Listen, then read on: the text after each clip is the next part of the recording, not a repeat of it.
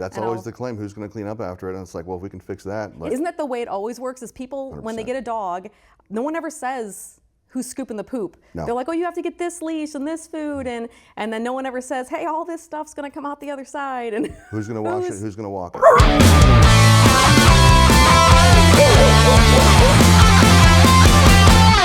Welcome to the Find Your Gold podcast, where we try to inspire people to begin entrepreneurship or consider owning their own business instead of maybe having a regular job.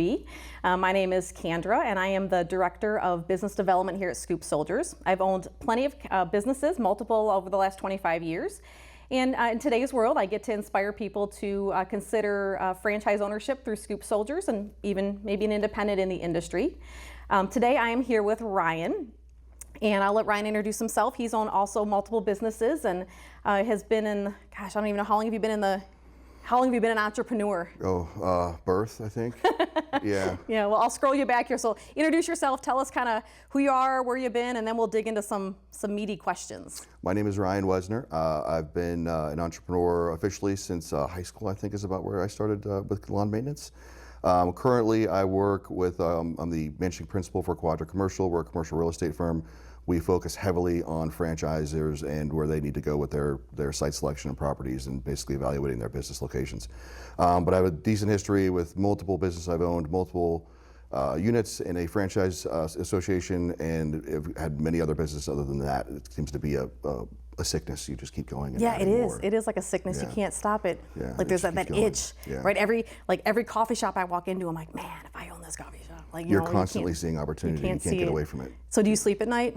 A little bit. I sleep with a notepad. There's a notepad next to my bed. You are the only person so I keep one on the floor, and when I wake up, if there's something in my head I can't get rid of, sometimes I can't read it the next morning, I will roll over and write it on the floor, and that way it helps me. I'm a terrible sleeper. I can't turn it off. I wonder if entrepreneurs are just naturally terrible sleepers. They are, and I read that the majority of entrepreneurs are also have heavy ADHD, which, go into that. We're all over the place. See a squirrel, you start running. The good old ants. I'm old, so back in my day it was ants in the pants. Yeah, I was just. She can't sit still. Yeah, I was an 80s kid. We just got smacked. Yeah. We can't sit still. She's too loud. She's a disruption to the class. All the regular things that probably make a make a good entrepreneur. Yeah, absolutely. Yeah. Well, before we dig into all of your incredible businesses and work history, tell me the good stuff. Your dogs. You have dogs, right? Yes, I'm down to 2. Unfortunately, I had 5. We've always had dachshunds. Okay. So I've got a little wire hair named Huck, who patrols our yard diligently. Nothing lives in our yard that shouldn't, and nobody goes by without getting barked at. Okay. Then I've got a little short-haired red who thinks he's tough but has no teeth. And they're both 11, and they've been with us. We rescued them at about 4 or 5 months old.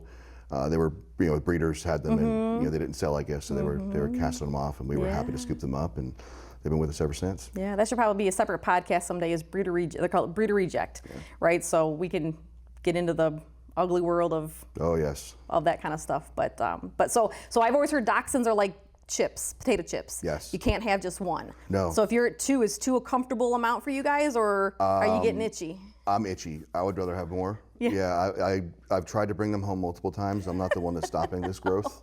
So we're at 2 right now. We lost 2 last year, unfortunately. They were both almost 16. Oh my gosh. Very healthy, happy dogs. They were great.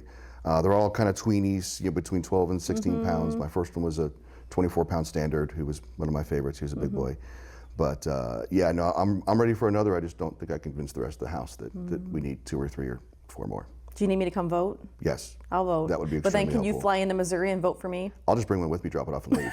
So I live in the woods. That happens. Yeah. People randomly, we have animals show up all the time. No, I'll just don't tell anybody I dumped a dog off in someone's doorstep. No, no, we won't use dump, that you will gently placed with some snacks and a dog, tied up on your doorstep. Like, I don't know wait, is that Ryan? Away. Is that Ryan driving away? yeah. But no, we would definitely love more. I would love more. But like I said, I'm usually the bad guy with that because I can't seem to close the door. That's why I'm not allowed to foster. Yes, I'm not allowed to foster. And I think probably the difference is that usually if I come home with a dog and I start crying, then I get to keep it.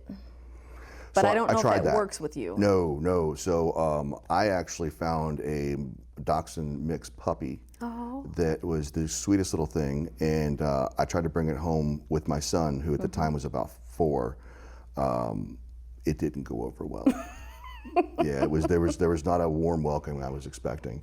Did you get a what is this? I did. And full disclosure, I didn't use it for a complete setup. I told my son, use it as a learning experience. We have this beautiful little puppy. We're gonna bring him in, and we're gonna give him a home for a weekend, and he needs a family. So, but I didn't tell my wife that. So to my son, I made sure to preface it because I didn't want to be that guy that used my son against my wife. But I did not tell her that till the next day. She did not find the humor like I did in that moment. I found it very funny. She did not, and we did not keep the dog. But like I said, we weren't really going, it wasn't that the intention. I would have, if I could have gotten away with it. Yeah. But the intention was always to find him a new home. So I test tried that, probing, I think they call it. So when you go home and you're pitching the next one, I can probably work up a free Scoop gift certificate. Done. For the Orlando area, because we have a franchise owner here, and I'm pretty sure, I know a guy. Okay. I'm pretty sure.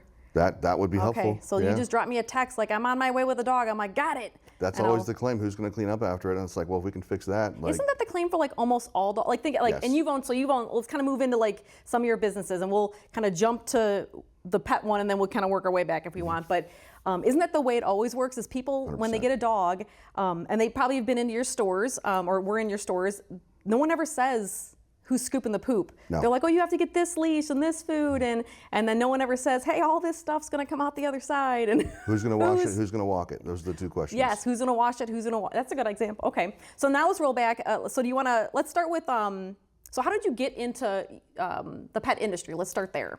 So my career's been in site selection. I've done that for now 25 years, but at that time. So in site selection 10, is like if someone's gonna start a brick and mortar.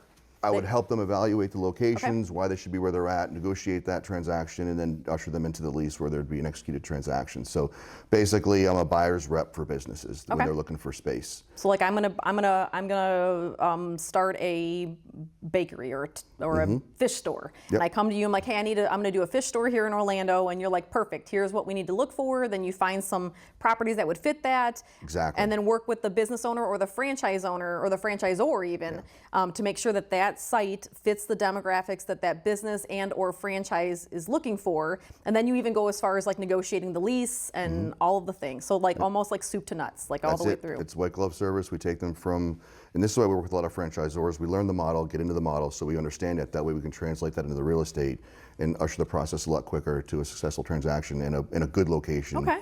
And it also helps us with the franchisors because we can take their model and understand it instead of having to recreate the wheel each time, and we can make sure we're protecting the brand by having them in the location that kind of fits, because you don't want to have something that's in a Class A location in one place and a Class D location in another, because then you lose that brand identity. Well, then you're signing a lease too. So if the location isn't great, then it's a 10-year marriage. At you're least there. 5. Yeah, you're there. It's a long-term proposition. So scroll me back to so how did you get into the pet industry?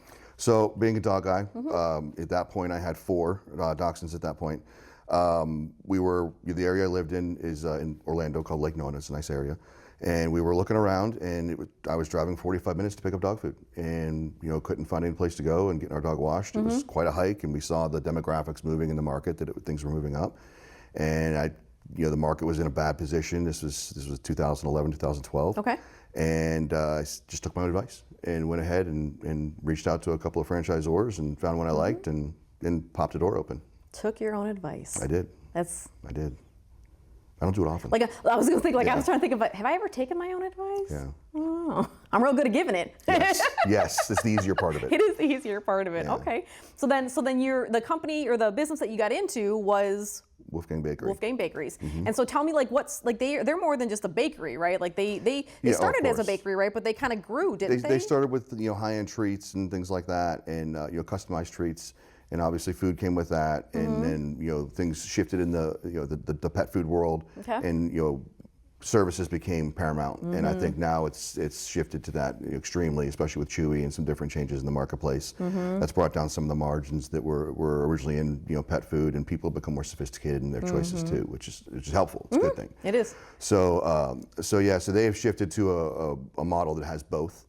And I think that's necessary. You need to have both in the model. I think some of the service models are very good, but I personally like the one where you get some add-on with the food, because it's about the total nature of the dog. You want to be able to feed it, you want to be able to take care of it, and one brings the other. I think if you're bathing and taking care of the dog. You're worried about its coat. The nutrition is obviously a big part of it. Yeah, I think that's kind of like a diversification strategy that I don't even know when we started seeing it. In my head, when I started seeing it was when the gas station had like a coffee shop, like a Dunkin' Donuts or when the grocery store had a Starbucks. I'm a coffee girl, right? So like when you started seeing that, maybe it was the grocery stores where like at some point some of the bigger grocery stores had like a bank and a coffee shop and a hair salon like that, and maybe that's where it kind of came from. But it's right, like you're as a business owner, you're spending time and money and energy to get people through those doors, right? And Absolutely. every other little thing that you can do not only makes you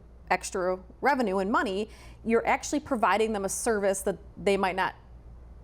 Like it saves them time and energy to be in the same spot, right? To get all their stuff from one person.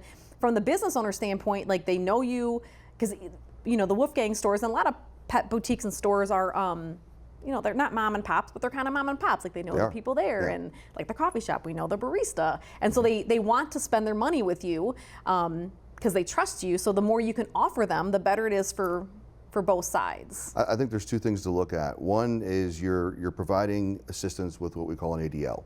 Right, so what's an ADL? With a senior citizen, it would be like combing your hair, brushing your teeth. Perfect. Your activities of daily living. Perfect. So as a as a family or an adult, your ADLs are going to the grocery store, grabbing your coffee, getting your dry cleaning, things like that. And people are busy, and you want to be able to assist with that in a way that's going to help them, provide them a great service, and help provide you an income.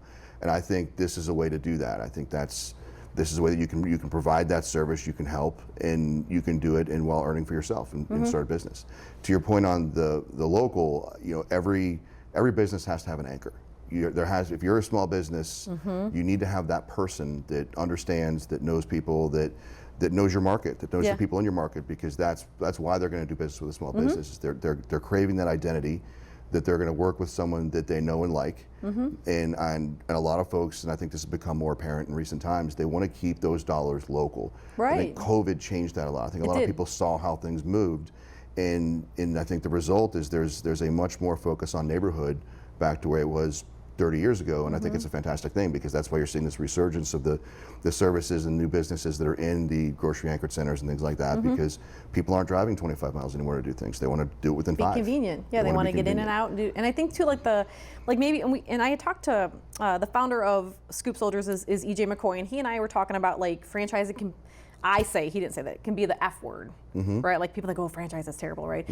But I think that there's room for like the big guys, like the McDonald's and the Wendy's and like the corporate, the big ones. But then there's a different feel, a different look, a different feel, a different purpose maybe even for the small franchises like Wolfgang, or I can't think of any other good examples right now. It's cyclical. You start with a small business and a great idea, and then you franchise it, you can it, for lack of a better way to put it, and you share it. Yeah. And then that as it takes off and picks up, it gets bigger and bigger and bigger. And I think at the far end of that spectrum is your McDonald's, right? That's gone completely corporate. You don't just buy a single McDonald's anymore; it's usually corporate owned. And then the other side is you have the small businesses where it's a single person that's running a business, and but they needed a model to run from, and it's the safer way to do it is to have an established model that you can apply to your own marketplace. Yeah. And I think you just need to find out where you're at in that cycle, and catch your window. It's kind of like merging into traffic. You don't merge into the left lane. You merge into the right lane and then work your way over time. And I think that's where you need to find your place in franchising is what lane you need to be in and how you can do it. That's a good way, and that's a good way to explain it. Is you wouldn't just merge right into the left. Well, you shouldn't. Yeah. You shouldn't. We do in Florida sometimes, right? but it's not recommended. Same thing in Chicago, right? Like every now and then you're just gonna have to just close your eyes and pull left and just hope you make it all the way over. Hey, listen, sometimes that's the right approach. Sometimes like it is. If you have the capital to do so, sometimes jumping that left lane is the way to do it. But for most of us, where you're going ground up, you kind of got to merge your way in. Yeah, and I think, Wolfgang, I assume it's kind of the same as Scoop Soldiers wants our franchise owners to have the support of the franchise system, to have the tidbits of knowledge from all their other franchise owner in the same franchise, but also be the face in their market, right? Scoop Soldiers really isn't looking to be the McDonald's or the Hyatt hotels or that, like, right where you show up and the franchise owner is a group of people, right? We want our franchise owners to be in the market, servicing the market, doing those adoption events, doing the events and the festivals and shaking hands and kissing babies. And it sounds like Wolfgang was pretty similar. Like, we're the franchise, we're the big guy, but we're the big little guy in the market. I think it's important for any business. Any business where you're focusing on, high-end customer service and you're focusing on individuals, you have to have that, big or small. I think that's what makes it successful, and that's where the openings are, is against some of the bigger corporate groups, is they lose that personal touch, and I think that's the beauty of franchising. You get some of the assistance of a larger company. You get some, common practices that are good. You get people you can talk with and work with. You get a model that's already been proven successful, but you can kind of tailor it and make it your own and give it a personality in the marketplace. Okay. So whereas if you're starting your own business, there's going to be a significant amount of wrong turns. There's going to be some bumps and bruises. There's bumps and bruises in every business, but franchising, takes the edge off of a lot of them and allows you to move forward a lot faster. And I think it's just a better way to go, because unless you already know that business inside and out, you need to be able to rely on someone that can help you from making tragic mistakes that could put you out of business. Yeah. So with franchising too, and so currently right now you do site selection, but you also are a franchise broker On occasion. From time to time, like you're like Superman, where you jump into you're the site selector until you got to jump into the phone booth and come out as the broker. It's client focused. Okay. So the way I've tailored my business is just to make sure I'm completely focused on the client and what they need. And I found, that stems to everything else. And then I go into my toolkit, and this is what I have to help you execute what you need to do. Okay. So sometimes it's helping them find a franchise. Sometimes it's helping one of my franchisors find a new franchisee. Okay. And then, it usually leads into helping them execute, where they want to locate and basically set up. So Okay. it's not as much a separate situation as it is just, where do I come in the lifetime of that transaction? Like, am I on the front end, or they've already got somebody, I can help them from the 50-yard line to the goal, and but it's all the same run. It's just a matter of where I step in. Okay, that's interesting. Yeah, I never thought about that way. So back to Wolfgang. Tell me some of. There's got to be some good stories. There's always few. good stories. Yeah. So because I'm always focused on pets and the dogs. Do you have any crazy fun dog stories? There's always the lady with the black lab that didn't have the leash tight enough that jumped up and knocked over a display table. Oh. And I'll tell you one of my favorite stories. It wasn't the dog; it was the kid. Oh. So those two-legged the fur treats babies. were beautiful. One of what things Wolfgang did is they really do well with the decorated treats, the glazed treats, and they're very they're cute and custom. And the dogs would always roll by and snake one every once in a while at the table. And in our store at least, we would always say, well, the consequence of that is we get to get a picture and put it on Facebook. Right. Great marketing. Right. And the dogs loved it, and it took the pressure off the person who their dog did it. They freaking out you just ate a $6 cookie. And one of my favorites was this woman came in with her son, and he was probably about 3 or 4, and running crazy. And I won myself, so I don't mean it in a negative way. But he sees this table full of cookies. And he grabs a big glazed cookie and runs away from his mom, and he's trying to eat it as fast as he can. Oh, and that probably didn't work out well for him, did it? You know what? He was going full speed, and that thing's got got liver flavor in it. She's like, let me see if I can get it. And he went and he hid under the table, and she went, you know what? Let him eat it. She goes, is there anything bad in it? I'm like, no, they're extremely healthy. There's same ingredients we have in our cookies, just a different flavor. She's like, well, let him do it. And he sat down there and ate the whole cookie. Yeah. Did she pay you the money for it? I didn't. At that point, I'm like, you know what? This was worth it. I'm totally good here. I'll take this one. I'll comp that one because it was worth the story. So I have a similar but not similar story. So back in Chicagoland, I am friends with Adrienne Tessine, who owns. Oh my gosh, I just had a brain freeze. 2 Bostons. They have multiple. They're not franchised, but multiple locations. Her and I started our businesses about the same time. So whenever I'd stop by there, she'd always send me home with some little pup cakes, that type of stuff, and.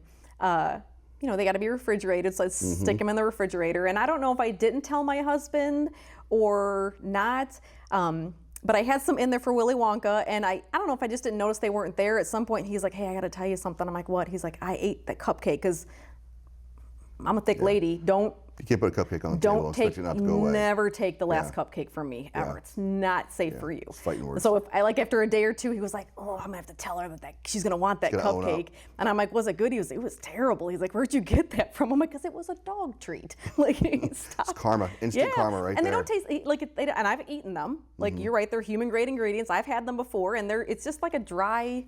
Like they look delicious, and then when you bite it, you're like, there's no sugar. That were pretty good. Yeah, like the pumpkin ones are always not so bad. Pumpkin ones are good. I don't know if I would be excited about like a liver flavored cupcake. No, it's not my flavor. Yeah, there's some peanut butter banana ones that I might be tempted to. There were a few treats like you're working a full day, you can't get out for lunch. Like you grab a snack couple when you're packing them. That wasn't so bad. Was that the cinnamon regular? ones, the cinnamon oatmeals, those weren't so bad. So back in like 2012, 2011, did we have like Uber Eats? Like, could you have Ubered something not in? really. No, It see, was like kinda that's just how a you know start. you're OG. Like I was before Uber. We had to eat the dog treat. I couldn't leave the store. What else was I going to do? What else right? was I gonna do, right? I'm not missing a meal. I don't Well, know, and it's like though. you want to prove it's human ingredients. Well, I just had half of them in the back, so I got one next to my pretty coffee. easy. Putting your money where your mouth is. Yeah, okay. So you had how many stores did you have? You had Well, I got up to 6 over 6, time. okay. Owned them at different times. We lost one to COVID. We had one that was actually in an airport. Oh no. Okay. So when COVID came, we were behind security. The audience left us. So there was nothing we could do about that one. But I did get up to 5. Okay. Was able to successfully transfer those to new franchisees and step back out of the role. Okay. So started with one and just kind of added another, and Like your dachshunds, right? You just can't have one. you just keep going. Just right? can't have one Wolfgang You Bakery. just kept escalating, and it was a lot of fun. I enjoyed the process, and it was a learning experience. I think when you get from 1 to 2, I think that's probably the hardest jump, and then all of a sudden, the fear kind of cuts away, and the income stream changes to where you can start scaling things, and then 3 and 4 come a lot easier. Okay. Like the chaos is already.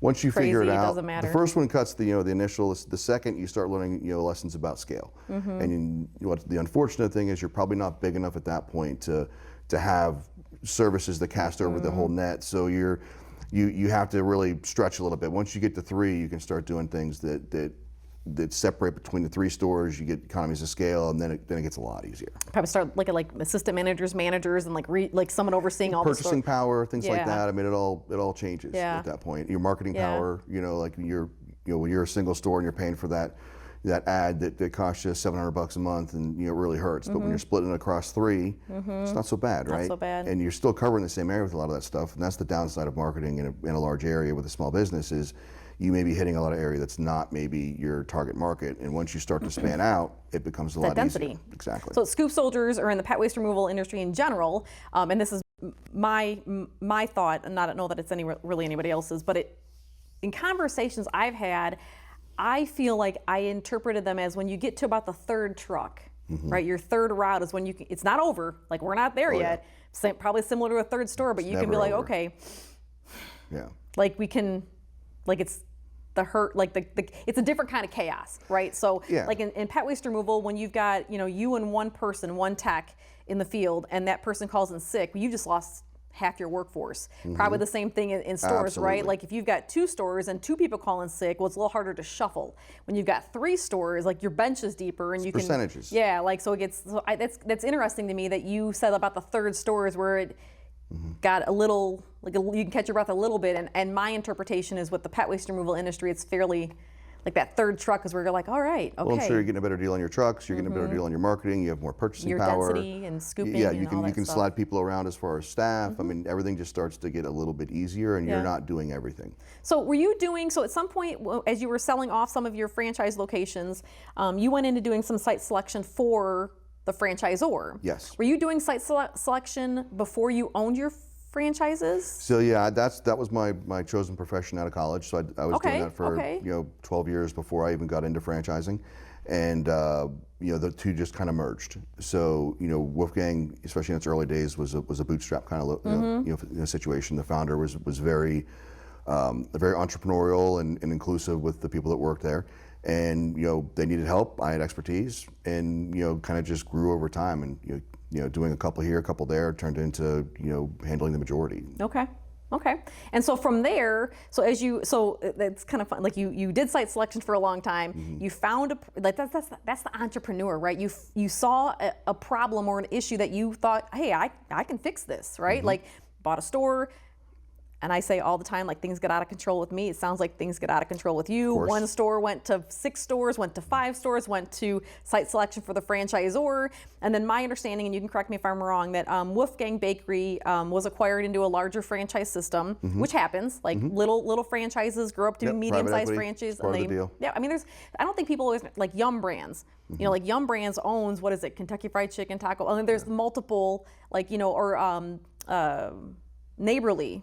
Has Mr. Electric, Mr. Root. Like, I mean, they kind of grow that way. So it's not uncommon for that to happen. So then as you had sold your franchise locations and did site selection for the franchisor, when they got acquired, that was, you know, I'm sure that when they got acquired, they had transition to someone doing knowledge, site they've got their own selection. people doing it, and it was a shift. I mean, And then that's the natural order. I mean, once you get to a certain level of franchises, it seems like the founders, you know, in most cases, shift and a private equity will come in and take it to that next level, and it's just the natural evolution of franchising. Yeah. It's a daily bread. So then you took that spot to, like, and you were always doing site selection even when you owned Wolfgang. I was, yeah. I had other clients. So what happened was I took the things I learned from that and started to apply it to other companies, and found that there was a niche to be able to do this. Like there's groups that, you know, with Wolfgang, it was kind of it was an educational process because I'd built my own stores. I'd run my own stores. So when I was doing the site selection on behalf of Wolfgang, it was very easy because no one had to teach me the concept. I learned the concept. I had the concept. You knew it. So I kind of took that and spun that into what I was doing with my other clients, and you know, I would attend a training, I would go see their stores, I would get into a really, you know, an intimate level on their concepts. That way I could translate that into where it brings in the real estate, and I could also assist, because a lot of times you're getting a new franchisee in that's going to ask questions, and I would at least know enough about the business to answer them. And that's where I kind of found this niche I work now. The clients I do work with in franchising, you know, my goal is to translate that into each additional market, and we work all over the country to do that. But having that knowledge beyond just the real estate is crucial, because then we can, you know, figure out, why isn't this space going to work? Why is that space going to work? Yeah. You know, why do we need X level ceilings? Why do we need this level plumbing? And it's just a different kind of business. It's not just the dirt and the real estate. It's how does that business translate into it? Like all the things that you don't like somebody, and you're right, somebody that's new coming in, like they don't know anything yet. Like they know very little yet, and so they don't know what they don't know. They don't know that the size of this. I would not know the height of the ceiling would be important. I wouldn't know any of that. I would have no idea. So there is probably I never thought about, like, a great benefit to what you do before and now, with having that franchise kind of mindset behind it. Is I like, think is it gave me scalable? a lot to learn. Yeah, and you know, having signed multiple SBA loans, having signed multiple, you know, leases and all the guarantees that go with it, it's easier to relate, because I've done it to the folks that are doing it the first time, and you know, I understand what they're going through, and it's sometimes it's a little scary, and sometimes it's not fun.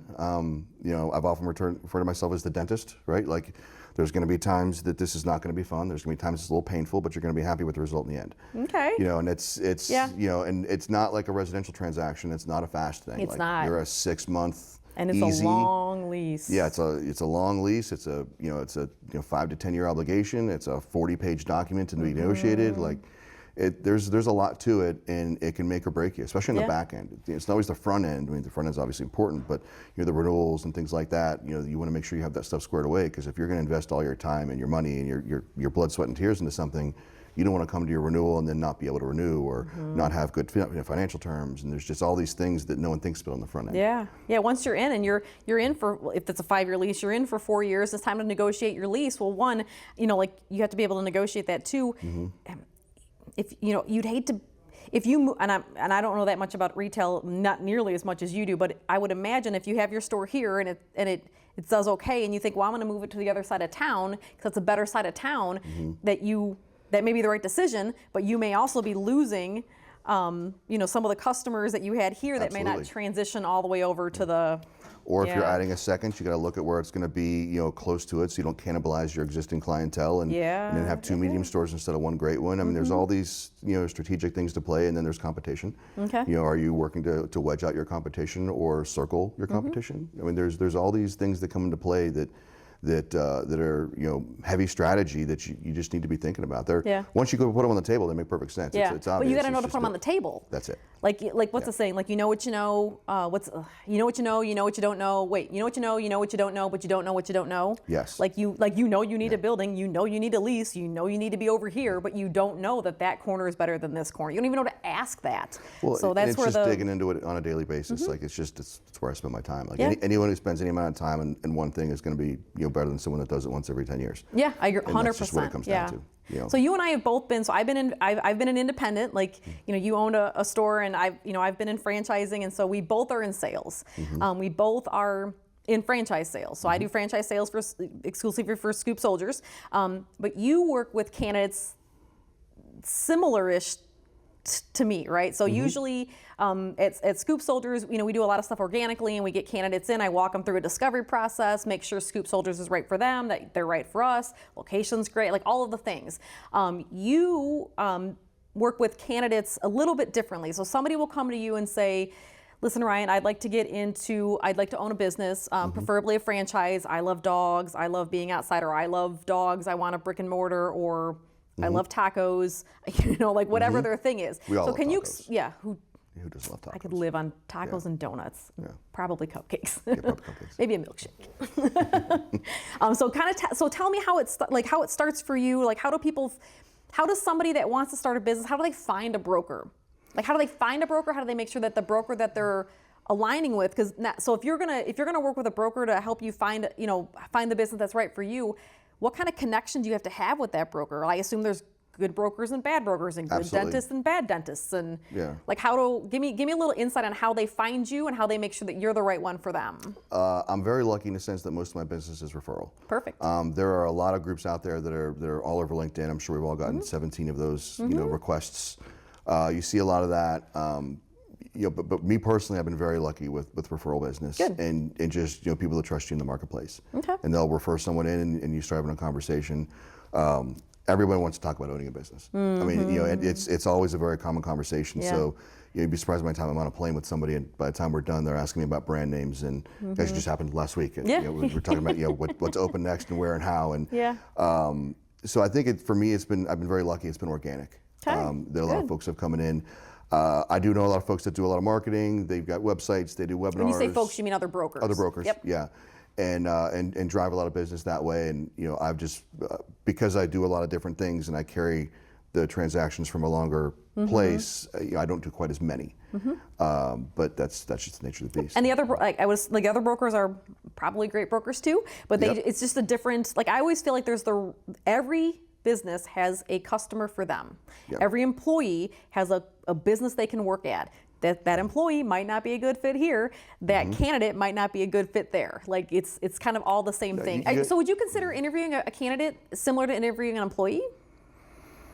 In reverse. Reverse. Yeah, because you're trying to figure out, when you're interviewing an employee, you have a need that needs met as far as the skill set, right? So you're looking at, all right, I need someone who can be an accountant 4 days a week and do bookkeeping, and you're looking for that person. As a candidate looking for a business, you're looking to see what their skill set is and how it applies to what business and what they'd be successful at. I think where a lot of people go blind on it is they get too caught up in the widget. They get too caught up in what it is. And if someone had told me I would do financially what I did in college selling dog food, I'd have laughed at you. But there I was. And it was a great thing, and I loved it, and it was a great experience. Yeah. And I think, one of the jobs of a good broker is to kind of blind them from what you're actually doing. I think you guys are a perfect example, like going around picking up after dogs. No one would have thought of that, of being a successful business. Yet, it's a thing. Scale it, it's a thing. It does not have to be pretty to be profitable. In fact, I think it's the reverse. I think a lot of things that are pretty, that are exciting, that's part of the allure. Whereas, a lot of the folks I know that are doing very well financially, it's not exciting. It's not this, they're not curing cancer. They're doing things to help people in society. They're doing things to make it a little bit easier, and they're making a business of it, and they're well operated. I think that's your main key. And that's part of it, and some people I like to say are like hobbyists, right? And I think the pet world is very big into this. I would say that. They want to mix their hobby with their business, and there's nothing wrong with that. And there's other people that are just analyzing completely on finance, and others are just trying to apply their skill set, and you just need to figure out where they're at and understand it from there.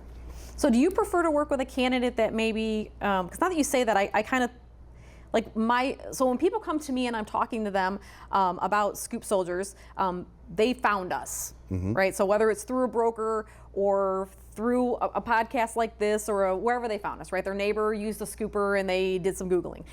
They already are interested in our brand. Do you prefer a candidate that comes to you and says, I want to work with pets and I want to own a bakery, go find me one? Or do you prefer someone that comes to you and says, I want to own a business, help me find one?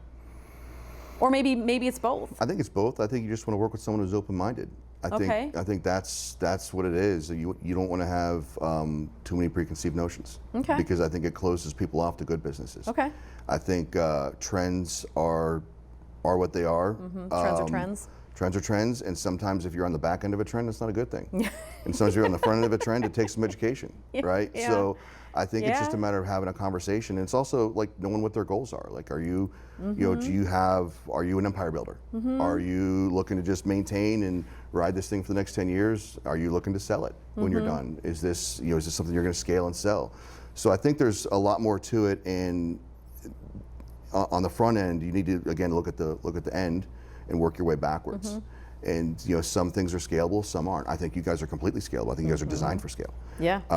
Certain things are tougher to scale because it's based on the individual. Like a consultant is the perfect example. Like you can't scale consulting because it's the consultant is the business, right? You can only do so much. So you can only do so much. And then, but you go back to something where you're delegating and you're bringing things in scaling. And I think you guys have a very scalable model. Yeah. So to someone who wants to run a couple of routes, great. Someone who wants to run 65 routes, great. And I think there's that's a scalable model. So you just got to understand what they want to do. Yeah, that's a good. And then translate it into why it fits their skill set. And then they need to understand that the franchising and what they're actually going to do. Like if it's someone they're like, oh, I would never pick up after a dog. Well, if you're going to own 6 of these, you're not gonna. But at some point they're gonna. Like there's gonna when you're that 1, 2, 3 truck range, right? True. Like if somebody calls in sick, you might have to get. Absolutely. Put me in, coach. Like you might have to go scoop a route. But it's not your everyday. Like if you're going to put yourself in an executive role and you're going to buy a 5-pack, 100%. Right? It's a different situation. So you also got to think about that. A lot of people avoid industries that they otherwise would be very successful at because they're not thinking about what their actual position is going to be in the long term.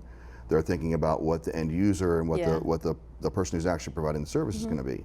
I would have been a horrible dog groomer.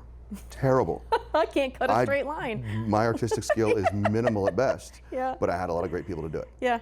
And I would even say that that comment is very interesting to me because I truly love a coffee shop. I probably should never own a coffee shop because I just love the idea of owning a coffee shop.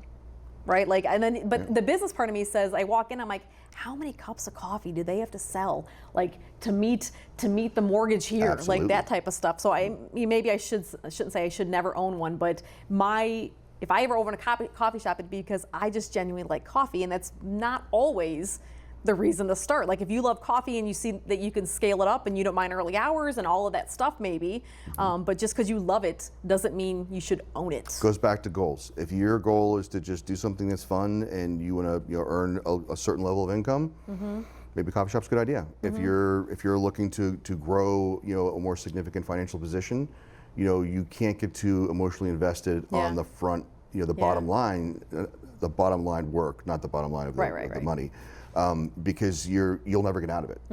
You have, like if you're gonna, and that's where it just comes back to where they want to end up. If they want to do something that's fun, they want to pay the bills, and they want to be there and enjoy it every day, buy a coffee shop.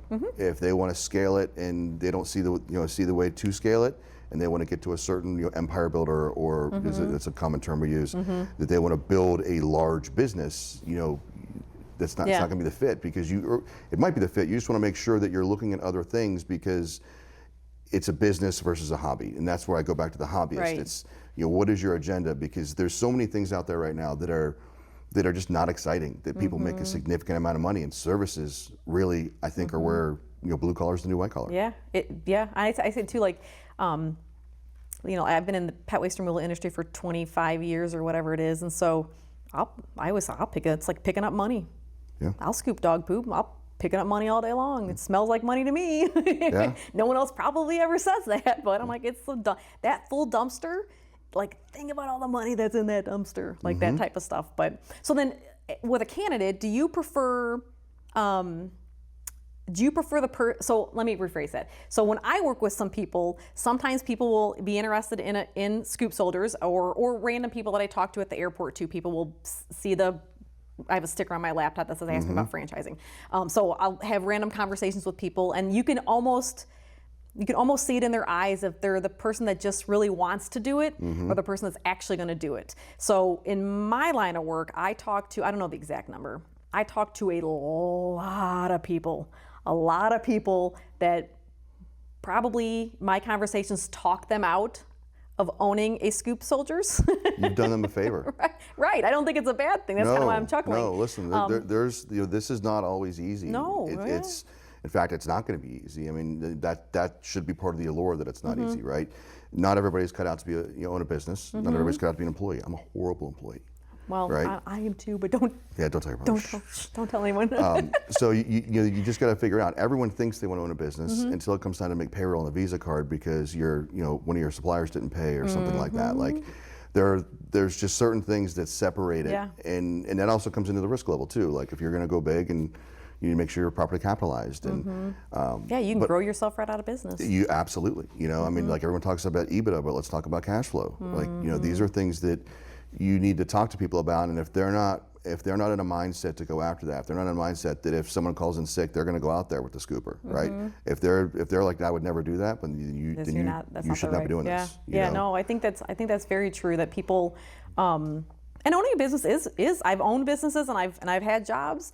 I will say when I sold my business, and before I worked here, I worked for Pet Butler for a number of years. When I sold my business and went work there, and in an office, I had to wear dress clothes and show up at 8. All of the things that as an entrepreneur I didn't necessarily have to do. My family actually was betting that I would get fired because they're like, she's never going to make it. But I think both at Pet Butler and Scoop Soldiers here, I think that I think I've proven myself that I can do my stuff, and I don't need to be micromanaged. Maybe that's what it is. Maybe that's an entrepreneur in a corporate job or in a job. Maybe if we're not micromanaged, it works out really well. I think it comes down to management styles, and I think you can say that in any profession, anyone. Like if you're, certain people need to be micromanaged, certain people can't be micromanaged. I can't be micromanaged. I can't be micromanaged. Let me go and do my thing. And it depends on your management. Like if your management lets you do that, you can have someone with an entrepreneurial mindset, and they're going to do just fine. I feel like I'm also good enough to I know when I need to ask for help or questions. Otherwise, if I don't need you, then I'll just let you know when this is done, and we can keep moving on. And in my mindset, that's a great employee because I don't have to do much. Like you're going to do your thing, and I can go do my thing over here. We can both be productive. And I think that's the difference between small business and corporate too, is that you can start getting into KPIs and measurements and things. And I think you can get so far off the path of measuring someone's performance to miss that they're actually performing. Yeah, and they're counting the widgets and not counting the creativity. I actually, on the plane here, I watched a video on AI. And they were talking about a whole bunch of stuff, but one of the things they talked about was if people always worried about technology is going to ruin the world, which I don't know, there might be some robot someday that just comes and gets us. But with AI, the guy had brought up something that I had never thought about. He had made a comment, and I don't exactly know how he quoted it, but if AI can save us 10% of the time, that doesn't necessarily mean that employee will be docked 10% of their pay. That may free them up to do 10% more time to put towards creativity or other things that we just never got to because we're doing the things, like we're making the widgets. And I'm like, that's the thing that always kind of and I don't know if it's probably not just me, but stuff sticks into my head sometimes. Like sentences that people say that I'm like, oh, that makes sense. And back to your candidate thing, it was RJ Crone, and it was Spring Green Enterprises, Spring Green Lawn Care, and I can't remember, he's with a different franchise system now. I think that he's one that does Pilates. I'll call you at 3 a.m. That's when I do my best thinking. But he had told me when I was working with a candidate that the candidate needs to be equal parts excited and nervous. If you have somebody that's just too excited, that means they might not be grasping the importance, right, of a 10-year franchise agreement and the capital, and you're going to have to go scoop poop, or you're going to have to fill in for someone at the bakery. And if they're completely petrified, they might not be the right person to own this franchise, probably not any, but like that franchise, if they're just so stuck and they can't make a decision, that's also not great. I think that's dead on target. I had a franchisee I was working with about 3 weeks ago, called me in a lather on a Friday and had all these questions, and then was a little bit apologetic, and my response was simple, like, I'd be worried if you did not ask these questions. Right, right. This tells me you're thinking through the process, you're thinking through the ups and downs, and I think you have to get in that. You have to realize that this, like, there could be a loss. You know, a lot This of might times, not work out. This might not work out. Like, it's not going to be show up and, the first day you're going to be in the black. Like, and he had a lot of questions about what if this happens, what if that happens. I'm like, this is what you should be thinking about. Like, because if you don't even think about it happening, how do you see it coming? How do you adjust from it and avoid it? Yeah. As if you don't see a rock on the road and you hit it, it's a surprise. Well, you still hit the rock. Yeah, you still hit a rock. The idea is to see the rock and turn the car, so you avoid it. Okay. And sometimes you get a glancing blow, sometimes you get away from it completely, Yeah. but like, it's not going to change the rock on the road. Yeah. So you have to be able to see those things and understand them and accept the risk. If you don't see the risk at all, it's going to blindside you. Yeah. So you have to have that. And to the other side, someone who's paralyzed by analysis, the analysis paralysis, right? They're not going to move fast enough. They're going to get caught. And they're also going to not focus on the actual business. They're going to focus on the previous results. Right. And they're going to be, behind the curve. And that's a problem. Like, you need to be nimble in your business and move to trends. It just is. Yeah, and I think you and I probably, just from this, from my history with you and the conversations we've had, and I think we both value that discovery process, right? Like the discovery process is not just, and discovery process is a franchising word, right? Walk through discovery to make sure that you're the right fit for the franchise the right fit for you. But it's more than just the salesperson educating the candidate to make the buy. It's just as equally, maybe even more, I don't know if you could be more equally, that's not even like a word, but more equally important to, for the Fran Dev person to be evaluating that candidate as a franchise owner, because it's not always fun, and things, franchise or independent, it doesn't always work out just the way it's supposed to. Sometimes, even in good things, sometimes you grow faster than you thought, right? Like, you grow in Scoop Soldiers, you grow faster than you thought, and you got to get a truck earlier. Like, does this candidate have the credit to be able to, like, still a problem. It's still a problem, right? So I think that, I think people, and maybe not all salespeople, there's probably some that you've met that are focused on getting the deal done. Like, and maybe in other brands, it might be okay. I always hate to, like, salespeople get a bad rap because some of them earn it. Yeah, that's a good way to say it. I see our job, yours and mine, the same. I am here to provide enough data for you to make a qualified decision, and I'm going to keep providing until you can make a decision. I'm not here to make the decision. No, yeah. And I think people lose sight of that. They start making sales and they start pushing like we'll get this one over, we'll get this one over, get this one over, and they want to close deals. And I think short term they're going to put up a lot of good numbers, and then long term you're going to have people that fail. Yeah. Because you're going to bring people into the system that aren't ready. And this is why they talk about awarding franchises as opposed to selling franchises. And it's very common, talked about in the industry, not everybody practices it. Some mean to, some really mean to. But I think it's short term. I think you bring somebody in that doesn't fit the mold or can't carry it or whatever, may have the best intentions. If they fail, they fail. It's still, as a franchisor, it's going to hit your FTD. It's going to hurt your AUVs. It's going to hurt a lot of things that you have to deal with on the number side.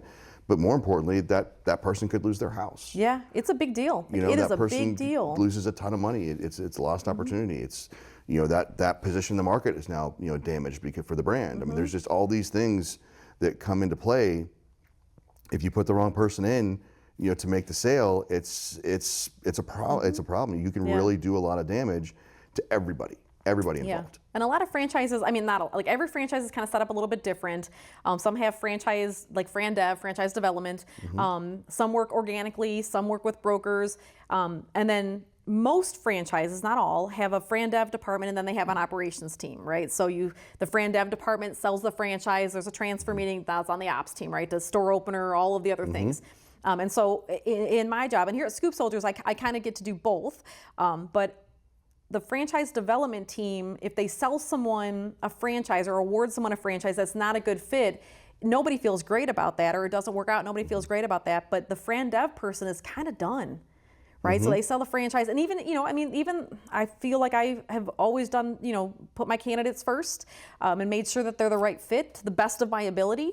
But sometimes markets don't perform. Sometimes things happen, and now I deal with a candidate for sometimes a few months to, maybe a year. Maybe they disappear and they bounce back later. Buy a franchise, transfer them over, and now the ops team, like they have a 10-year agreement, and there's no givesy backsies in franchising. No, there right? is not. There is not. So it's important, and I think we, most of us, I'd say, as Fran Dev or salespeople, understand that, and I think I do my best to portray that to the candidates so that they understand that I'm, the questions I'm asking you are not because I want to be a pain in your rear end. I just need to ask questions to make sure that you're the right fit for us, and if you're not the right fit for us, kind of stinks in the moment, but that doesn't mean you're not a great fit for Wolfgang. It's still an interview. Yeah. Like you're still interviewing for a position. It is a big deal. You might be making an investment, but it's still an interview on both sides. It is. And it needs to be where the franchisee perspective, like they need to be able to see like this doesn't fit for me. And that's where you don't want to have the emotional involvement, because if you make an emotional decision, you're going to make a mistake. So you have to be able to step away from that and see this format just doesn't work for me, or because the opposite is they bring them in and then that person absorbs.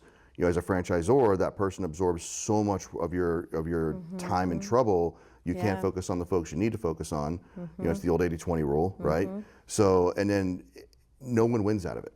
And that's the real thing everyone misses, and that's the knock on brokers. They get someone in, sell the franchise, and they're gone, and there's no consequence. And I think that is something in the market that will shift over time. I think there'll be some things that link to try and change that. At least I hope so. And I have heard like what some of the IFA things, or some of the different broker networks, or conferences that we go to, and I think you do a couple of bad deals, there's rumbling, there's chatter, and it's always surprising how it's so huge but so not. Like you just kind of like it kind of trickles back. And I think overall, probably like most things, most of the brokers, most of the Fran Dev people, most of the franchisors are looking to do the right thing. And to your point, there's a lot of frequent flyers. You spend enough time at IFA and some of those events, you see a lot of the same people. You can't burn those bridges. I mean, it's a big small industry. It is. It really is. It just comes down to like making sure you're honest with what you're trying to do as the prospect, as the franchisor. Everyone needs to sit back and really take an honest evaluation of if it's the right move, because if it's not, everyone's going to pay. Everyone's going to get hurt. No one walks away unscathed. We sell franchises off of happy franchise owners and good unit economics. So you go back to that. I mean, you go when someone's doing their validation calls and whatnot. I mean, that's something that everyone should do, because bad validation calls will ruin a brand, and it doesn't mean the brand is bad. It means someone had a bad experience. I have a candidate that I'm working with right now that was referred to us by a franchise owner from another brand who didn't validate well. Happens all the time. And so just for the people that are watching, kind of understand, as in franchise development or a broker, we cannot, I guess it's not the broker, it's the franchisor, we cannot influence or direct you on who you should validate with, right? So we give you the whole list. I tell people you can talk to none, you can talk to all. I strongly suggest that you look at the FDD and you figure out, maybe talk to someone who is in a market similar to you, for scoop soldiers, similar to you in size, or demographics, like market size or seasonality. We always have a bunch of videos on franchise owners. Like, watch those videos, see who you connect with, right? Like, maybe you watch a video and you're like, wow, that guy seems like a real big ding dong. And if he can do it, I can do it, right? Like, kind of figure out who you want to talk to, and then you should ask them questions, ask them all the same questions, so that you can make sure you're in the right spot. Because like I said, you can't just give it back later. So from our side, if we award someone a franchise and it doesn't work out, you can enter resale. You can enter resale and sell your location. But otherwise, we're dragging you for the next. Nobody wants to be in a 10-year bad marriage. No, that's personal exactly what or it is. Financial, right? Like, or franchise-wise. So. Well, and resales only work if they're profitable.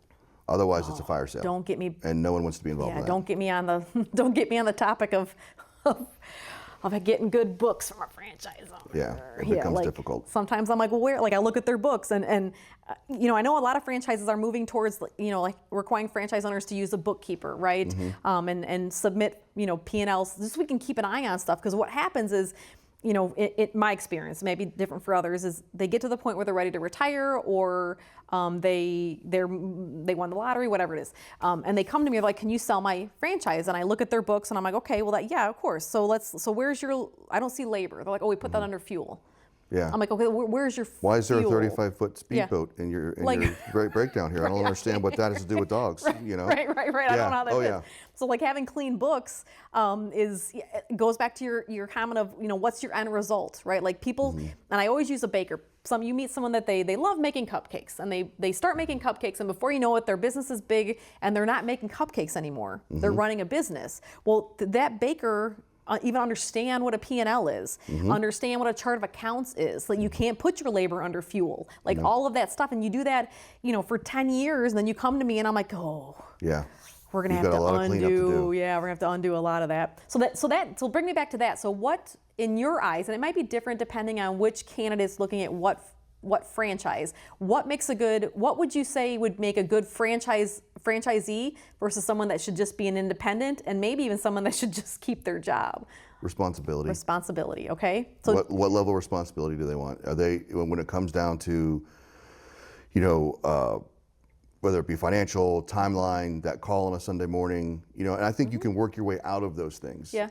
And that's where it comes into what lane are you merging into. Like if you're highly capitalized and you can afford to pay someone that's going to be that manager and they're going to take a call on a Sunday morning, great. But if they're not and you're not prepared to take it, don't take this voyage. Yeah. Because it's going to happen. Something's going to go wrong, and you're the one. And if you're not willing to do that, you shouldn't do this. Yeah. You should stay in your lane, stay with what you're doing. There's nothing negative about being an employee. I know a lot of people are employed and happy as can be, and at Friday at 5 o'clock, they can turn it off. You don't get to do that as a business owner. No. You just don't. No. And guess what? Sometimes you don't get your paycheck.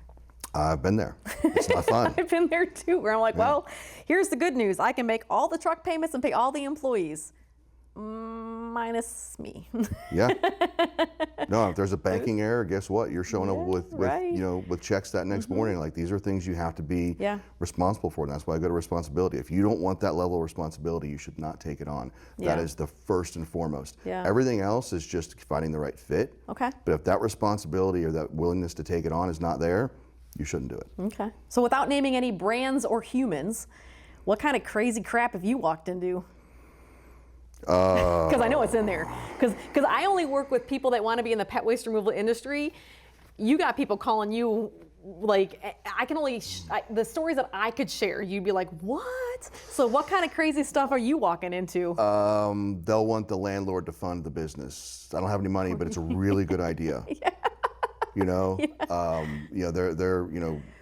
sign a, leasing is where we see a lot of our issues. They'll want, 5 years worth of rent and construction to be able to pay. Like build out? Yeah, it doesn't work that way, or they'll want to come in and they'll look at a franchise and be like, well, I like the idea, but they're doing it wrong and I can show them better. It's like, maybe you can, and I think that's why you should start your own franchise. There are keywords that you hear that I'm like, oh, like, or people, I'm sure you get it too, like the question I get asked a million different ways: when am I going to make money, and how much money am I going to make? Which you can't answer. Which we can't answer. In franchise, you cannot forecast profits. Yes, you cannot, which is good. I don't think it's bad. Like, when people work with me, I can't tell them, if you buy this franchise, you can put these kids through college, or you can buy a yacht, or like whatever it is. I can't tell you any of that. That's why you see all the lawsuits in our business. Right. There's two things I think that are red flags right now for us. Passive. Red flags for us as the franchise franchisees, brokers. franchisors, just in the industry. Okay. So when they start talking about passive, semi-passive, you got to quantify that. You're going to buy a business, don't quit your job, and it's magically going to bring money back. Well, that's called an annuity. That's not called a franchise, and it doesn't work that way.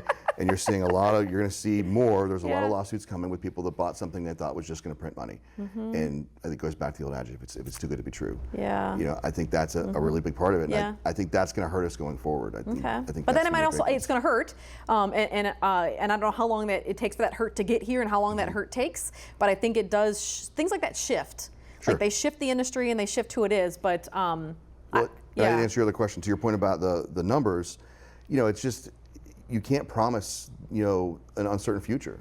No. And I think, I think a salesperson who again, is not going to have any repercussions like that. You give them a license to say, you're going to make $1 million out of this, just put $50,000 in. I think there's no good that comes of that. Yeah, I agree. And I think part of the process for the franchisee should be making those evaluations, like give them a pro forma that's blank, give them like basic numbers, but part of the education process is figuring that out. You know, you give them everything, because it's going to be different every market. Yeah, yeah. You know, and it's like AUVs are always talked about. We talk about, you know, average unit volumes. You know, it's average. Average. You might System kill it. Average. You might Yep. do horrible. You might be in a better market. Your rents can be different. Your Who expenses. knows? There are so many moving Yeah. parts that you can't answer those Yeah. questions. Like literally, like at I'm all. not holding back the information. I cannot. I do not know how Salt Lake City will outperform Ann No. Arbor, Michigan. I have no idea. I have no idea. And you can't predict a COVID or a snowstorm. Oh my gosh. Or yeah. you know, all these things out there, and you know, it just is what it is. I mean, at the end of the Yeah. day, you're taking a risk. You're betting on yourself. That's the great part of it. Is if you're going to go in a franchise and you're going to run it, you're betting on yourself. But you're still betting. You're still betting. You're still going out there. You're wagering that you can do this better than the guy next to you, and you're going to earn money. And you can't make a promise of how much they're going to make, because what if they buy it and watch TV all day? Yeah, like I said, like validate with some guy that's a ding dong. Love me some Netflix and a snack, right? Do love me But some I Netflix. I can't do it all day, right? Right. You know, Well, I mean, it's I could, but yeah, doesn't pay the mortgage. But you know, those are things you just can't. Yeah.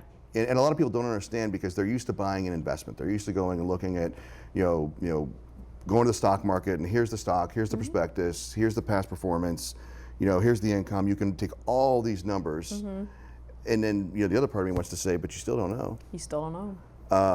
Look Yeah. at this last 2 weeks. It's been crazy town, right, with It's tariffs been and everything crazy. else going on. People are panicking. And yeah, I think everything will work out fine. I think it's just all just a, you know, 3 months from now, this will be a bump in the road. But you know, how do you promise that?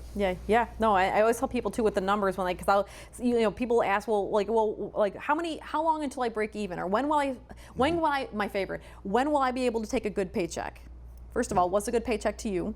Absolutely. Right, like all of those wiggle words. So I tell people, you know, in the FDD, I tell them, I disclose them, I give it to them also, and I tell them check 5, 6, 7, and 19. Items 5, 6, 7, and 19. There's all kinds of little notes in there too. Get your I call it napkin math. Get your napkin out and figure it, you know, good and bad. And then I always ask candidates, when you validate with franchise Read my owners, mind. Yeah. to review, because that they math. don't know what they're asking. Like Yeah. I tell them, I don't need you to. I would love you to validate, but they don't know what to ask.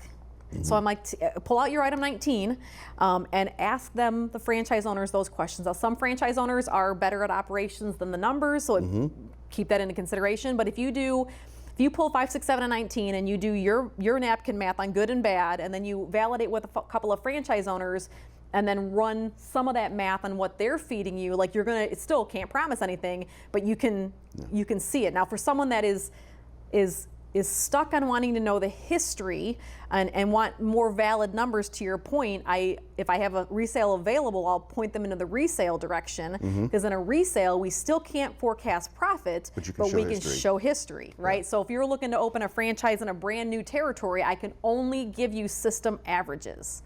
If you're looking at a resale, I can give you system averages and history of that what particular happened. location. Yeah. And I think, to your point, you know, bringing on someone who's not ready to do this is not ready to do that analysis. Agreed. If they're not Yep. ready to do that analysis, they probably don't need to be investing a significant amount of money in that. And you might be doing them a favor, because if they're going to drop their life savings into something and they're not willing to do what's probably 2-3 days worth of analysis, they're making an emotional decision and they're going to regret it. Yeah. Or like I would even say that when I'm giving candidates homework, like validate or watch these videos or fill out this application or like whatever it is, I'm looking at when did I give it to them, when did they get it done? One, because I want to make sure I'm putting the right person in business. Secondly, when I get done selling the franchise, like if I have to fight you to make your appointments on time or to take your calls or email me back, how is that going to translate once you're in business? Absolutely. And I always I joke with people, not really joke, but tell them, like, if we sell you a franchise and it doesn't work out, and we have to drag you kicking for 10 or 15 years or whatever the franchise agreement is, I can't resell that, right? So it is a partnership. Like, we have to do our part as the franchisor to help further your business, but you have to do your part to help further that business. And if one of us sticks our head in the sand, then we're both This is a partnership. kind of screwed. And it takes two. Like It takes this is two. definitely a partnership. Yeah. And if a lot of people see it as what are you doing for me or what am I doing for you? This is a partnership. Yeah. We're both going to have different roles, and you need to see it as such, or again, it's the wrong candidate. Yeah, for sure, 100%. So so you work with. Is there an industry in franchising that you prefer? Like I know that if someone's like, hey, I'm a car guy, right? I'm a car guy and I want to get into mufflers or whatever it is. Like you could point them in the direction of that. But is there a natural, maybe just from your referral base, is there a natural following that you get for certain industries? I would imagine that has to happen, right? Not as much as you'd think. No? Okay. Maybe it's just for me because everyone that comes to me loves pets. Yeah, I think when you're caught in an industry, you do get caught in it. It becomes all encompassing, and it should. But for me, it was when I was with Wolfgang, and now that I'm exterior, it's more about the widget. It's more about the process, everything from services to commodities to you name it. Sports, I've got all kind of crazy stuff I've worked with, and I think that's part of the fun of it is there is so much out there, and there is so much variety, and learning a new concept and how they're earning and what they're doing. And sometimes I've looked at some and I'm like, there's no way that'll work. And then I see the inside numbers and I'm like, whoa, things I never thought would be what they are. And maybe that's short-sighted of me. And I think that's something I've realized that, I need to be more open in analysis. And I think you don't want to be, at a certain level, like pigeonholed into an industry. I think when you're in that industry, you want to learn it and run it. But from where I'm at, I'm trying to bring people into other places. I have to actually guard from that because I don't want to push them in an area where I really like, because then it's an emotional choice. Right. Yeah. Right. So it might not be right for them. Just because I love dogs doesn't mean they love dogs. They might be allergic. Right. So I think being stepping back and that's when you come back into finding out what their goals are, finding out where they want to go, get that end result in mind, and then back into it. I think that's all part of it. I do obviously have a sweet spot for dogs. I do think that certain commodities are hard to profit from, and it's unpredictable. I do think that services are something that are a lot harder to duplicate. So I think that when I look at models, I like to see services. I like to see experiences, because that's not something that you can box up and Amazon can send out. Yeah. And that's a big. Yeah, I never thought about that. I mean, as soon as Amazon can send it out, your margins are going to drop. So now, even like in today's world, we're even looking for, like you and I are looking for the right candidate for the right market or right industry, in an industry that we can try to forecast out that might not be sucked in by the Amazons. I mean, I don't think that's a problem. Like, I think there's always going to be things, but now that I guess my point is there's another pillar to kind of take into consideration, right? I think it's just it's a new spin on an old trick. I think there's always going to be evolution. There's always going to be models are going to grow and change, and the ones that don't adjust are have problems. I think you look at the Kmart's of the world and things like that. One-time powerhouses, and now they're vacant buildings, and they didn't adjust. Like you have to be able to adjust to the market conditions, and not so much that you pull yourself out of your existing run. And I think if you do that, you're fine. You just need to be able to have your head up and do that, and be with a company that's open to do so. Bingo. Yeah, the franchisor. That's the franchisor's job, is to, and nobody can predict COVID or natural disasters, but is to start thinking out that generational change and shifts in market and those types of things. So tell me, why did you choose to go with a franchise versus opening your own independent pet store or bakery? The initial thought is just not to recreate the wheel. Okay. It's a speed of process. What would have cost me 2 years of probably some expensive mistakes, I was able to cut. Okay. At that time, the brand name was just starting, so brand helps, but that wasn't a big factor. Purchasing power. Okay. So they had deals with vendors and things like that, where I was able to offset some of the royalties that I had to put in through getting better purchasing power on the goods I was selling, things like that. So you need to take that into consideration. It's not just the outgo of the royalty. It's is there some kind of value of what you're placing financially, because that can be quantified. Yeah. And then it was just network. It was the ability to move and grow. But a lot of it really is you need to have someone to talk to that understands the business, has been there, And having that is really important. And just the fact that I did not want to take the risk on of going into a marketplace where at that time, I mean, I love my dogs, but I didn't know anything about grooming. I didn't know anything about, dog food, and like the different, raw diet versus kibble versus, all this different stuff. And would have taken me a significant amount of time to learn that. And I was able to pick that up a lot quicker and have someone on speed dial at any given time to help me with that question. And that's Scoop Soldiers runs the same way, right? Like you can find one of us just about anytime if there's any kind of issue. And I had a franchise owner tell me, and back to the thing that sticks in your head. I asked a franchise owner once why they chose a franchise, and they said the same thing you did, but he said it got me from point A to point B faster. Absolutely. I'm like, my gosh, like that. Well, let's talk about scale. You go to someone who's got multiple trucks. Well, have you talked to someone about fleet services? Have you talked to someone about this and that? Yeah. Like those are things that would take you as a business owner who's already going to be strapped for time because you're doing everything. Yeah. Being able to someone's already done the research, someone's already done the work, they've got a contact, and maybe there's a better contact to get them a better price without this. Right.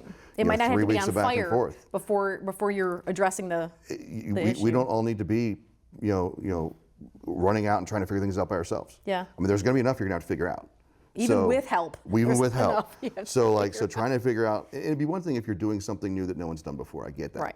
But if you're going to go with a systemized approach, something that's already established, why recreate it?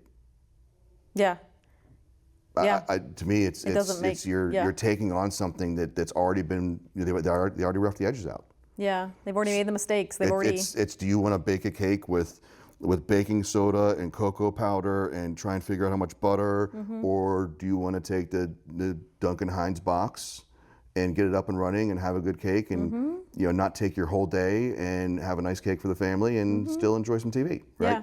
It's one thing is ready to go, one thing is truly from scratch. Yeah. And you're guaranteed, not guaranteed, I shouldn't say guaranteed, but the chances of you screwing up a Duncan Hines versus making something from complete scratch, it's time, and it's ability for result, and it's risk. I mean, I don't remember the exact numbers, but when you look at new businesses versus franchise businesses and how much they succeed, it's a significant slide. Franchise owners succeed. Franchise do they last far better. Much longer. Absolutely. Are you saying that they stay in business much longer, or they the stay in chances business? of them being in business 3 years after is significantly higher than if they went out on their own and just tried something. Yeah, I think I've seen that before. I don't know if I've ever paid attention to the numbers, but it's strong. I'll Google it. I'll Google it and see if I can. You can edit that back in. Add it back Make in. me look smart. That'll be Jeremy. Jeremy will do it. He's pretty good at that. No, he gave me a thumbs up. It's out. There we go. I also chuckled when you said guarantee. Not that we can guarantee, because I think that's like in the franchise world. Just beating like your head. the guarantee is the bad word. Like we can't guarantee. So as soon as I say it to him, but I can't guarantee that because you don't want it to come out. No, I mean it's just.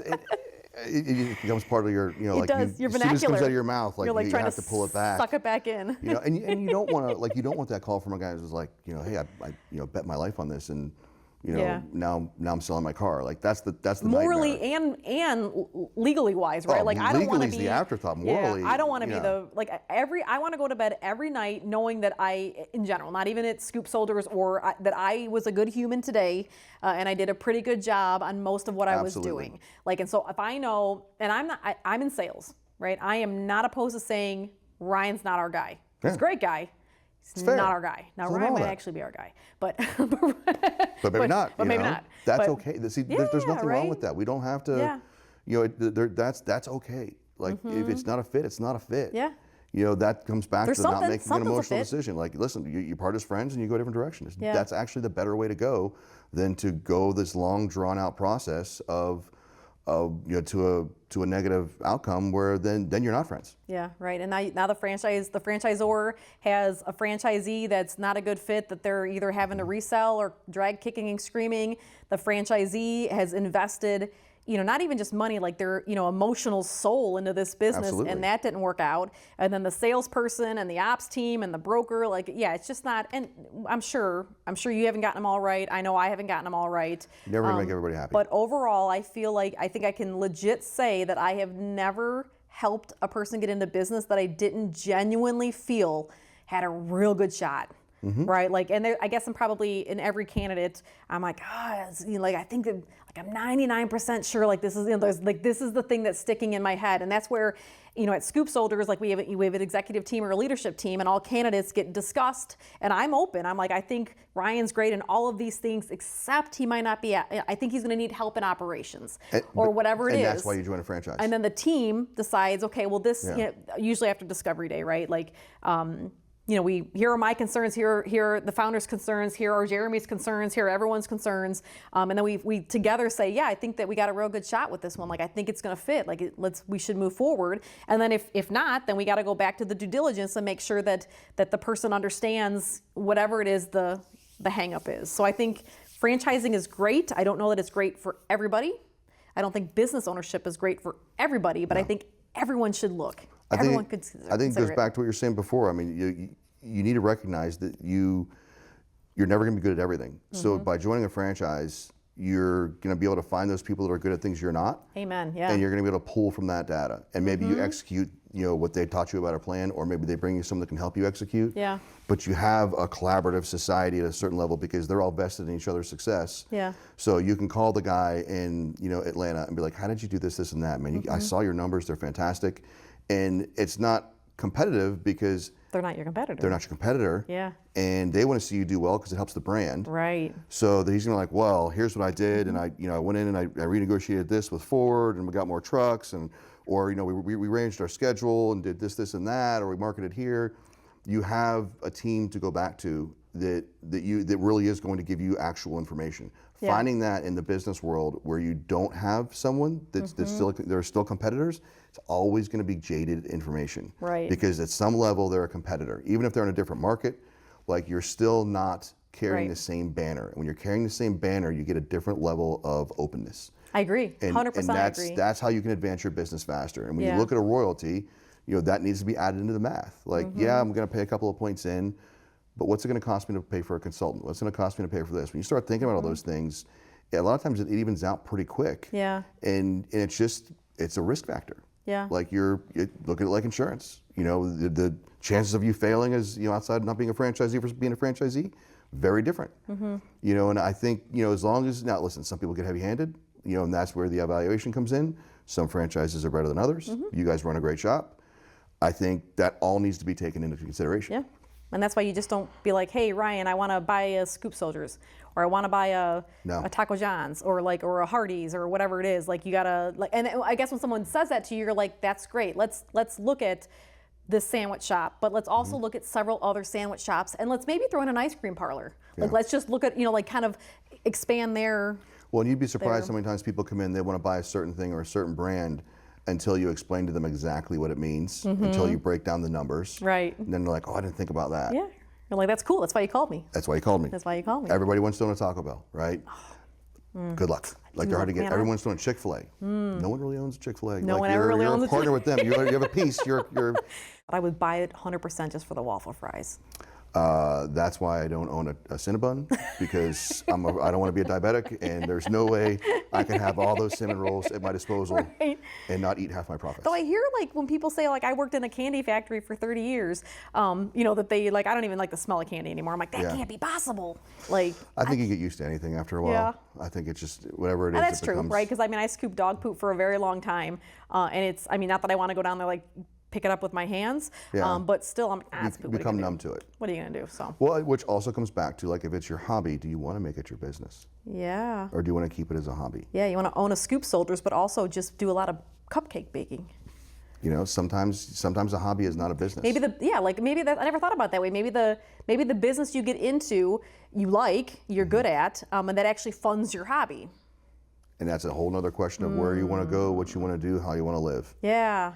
Okay. So let's kind of wrap on so if you were gonna share one piece of entrepreneurial inspiration to all of the people, as a business owner and maybe as a broker standpoint, what would be the one piece of advice that you would tell people to do or consider if they were gonna launch or consider a business, whether it's franchise or not?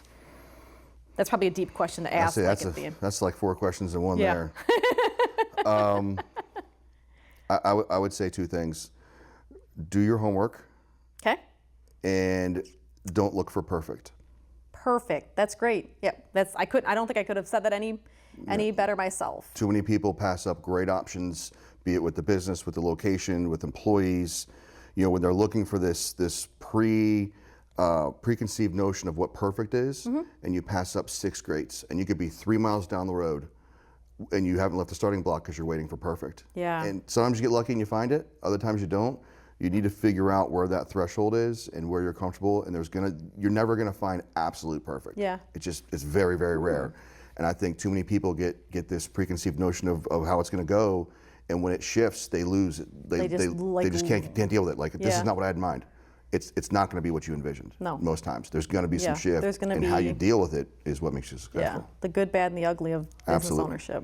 Well, perfect. I really appreciate your time. I know that you've got a really busy schedule, and where you live in Orlando. You're from Orlando. Well, not from Orlando, but you're in Orlando, and Jeremy and I are in for a T-Pig tour, Turn Poop into Gold tour. Very nice. And I'm glad that I was able to convince Jeremy to bring a couple cameras and align schedules with you. And yeah, I mean, I'd love to continue to connect and maybe share some more bits of nuggets along the way. But yeah, so again, the purpose of this podcast is really just to kind of inspire people, like just give people another line of thought from people that have done this for a while, right? Like someone that's maybe on the fence, like I'd like to maybe do this, that, or the other, and maybe connect with someone or reach out to someone that maybe has done it before. And obviously, if you're, you being a broker, you probably welcome conversations. Anything I can do. And of course, like I said, if anyone's interested or in the pet waste removal industry or Scoop Soldier specifically, they're happy to reach out to me too and answer questions. My advice would be is for someone that's thinking of owning a business to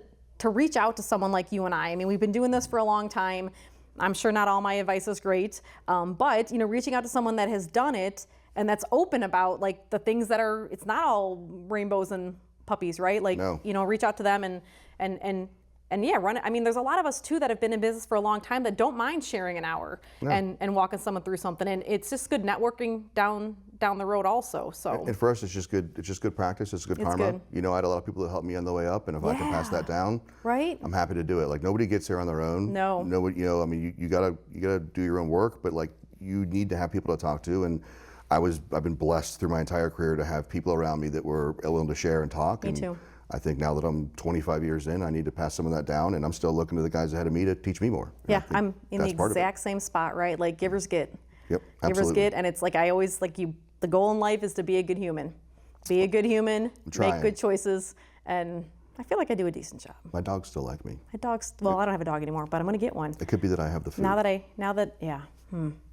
That's probably true. All right, well, we appreciate everyone kind of logging in, all the things I'm supposed to say, right? If you have any questions about Scoop Soldiers, feel free to reach out to me at, it's Kandra W at scoopsoldiers.com. You can check out our website, scoopsoldiers.com, and of course, continue to follow us here on YouTube. I think you can, as the kids say, you can like and subscribe below. Is that what we're supposed to say? I think so, yeah. That's what I'll have to ask a nephew, but I'm pretty sure that's my Gen X is showing. I don't know. Yeah, I don't know either. I don't even know if I'm Gen X anymore. But anyways, check us out on YouTube. Of course, if you want to get connected with Ryan, don't hesitate to reach out to me. I'm happy to pass along his information too. Thank you for having me. Yeah, we're excited to have you here.